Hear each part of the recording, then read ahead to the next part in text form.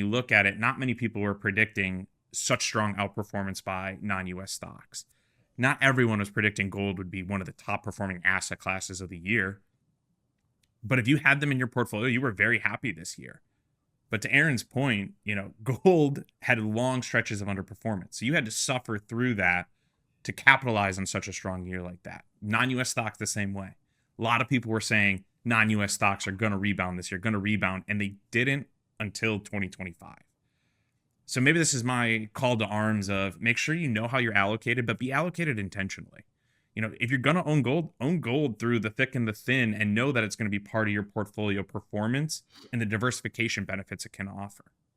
So, and I love the Bitcoin point. I think that's going to be on the next AMA. Maybe we'll have to dive into because Bitcoin's had a very interesting 2025 as well when you look at it compared to other assets. But really in this year, a diversified global portfolio outside of just US tech stocks has actually done fairly well comparatively.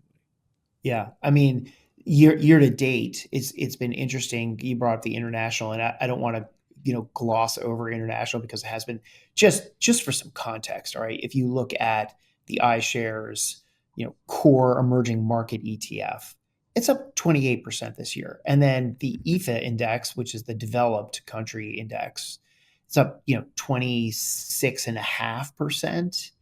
And then, of course, you look at the S&P 500 is up 16.5%. So the international, here's the interesting thing about, I'm going to tie it together with the predictions and everything else. People have been predicting that the international market was poised for a rebound for, I feel like, the past 8 years.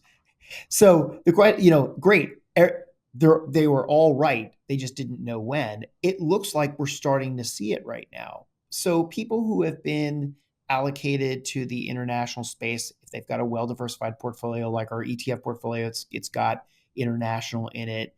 It's just about making sure that you're in the things that are doing well and not in the things that aren't doing well. Because if you get into the prediction, and you're right, we are going to talk about Bitcoin on the next AMA. Just a little teaser for AMA. There's 2 teasers here, right? We're going to talk about Bitcoin, and then we're also going to talk about the lunacy of there being a $235 million market cap in Fartcoin. Okay, so there's some crazy stuff going out there.